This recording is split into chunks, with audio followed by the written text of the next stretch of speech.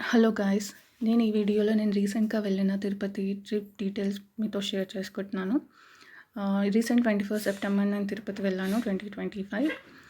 ఎవరైతే ముందుగా టికెట్స్ తీసుకోకుండా తిరుపతి వెళ్ళాలనుకుంటున్నారో, సడన్ ప్లాన్‌గా తిరుపతి వెళ్ళాలనుకుంటున్నారో వాళ్ళకి ఈ రూల్ ఉపయోగపడొచ్చు.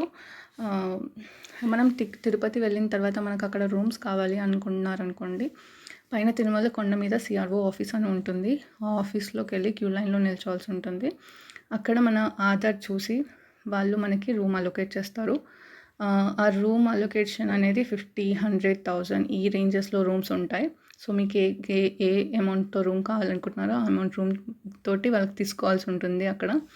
తీసుకున్న తర్వాత మనకి ఏ రూమ్ అలొకేట్ అయ్యింది అనేది మన ఆధార్ రిజిస్టర్డ్ మొబైల్‌కి వస్తుంది. సో దాన్ని బట్టి మనం ఆ రూమ్‌కి ఆ టైంలోకి వెళ్ళిపోవాలి. గెస్ట్ రూమ్స్ ఏవో మనకి వచ్చేది. వెళ్ళిన తర్వాత అక్కడ మనం అడ్వాన్స్ కూడా పే చేయాల్సి ఉంటుంది. అడ్వాన్స్ అనేది మనకి 1 డే తర్వాత రీఫండ్ అవుతుంది. మనం చెక్అవుట్ చేసిన తర్వాత ఒకవేళ ఎక్స్ట్రా ఉంటే అది వాళ్ళు తీసేసుకుంటారు. అదే టికెట్స్ దర్శనం టికెట్స్ విషయానికొస్తే సర్వదర్శనం టికెట్స్ ఉంటాయి. స్లాటెడ్ సర్వదర్శనం అంటారు. ఎస్ఎస్టీ టికెట్స్ అని ఉంటాయి. Bhudevi complex, Srinivasa complex, Vishnu complex అని ఉంటాయి.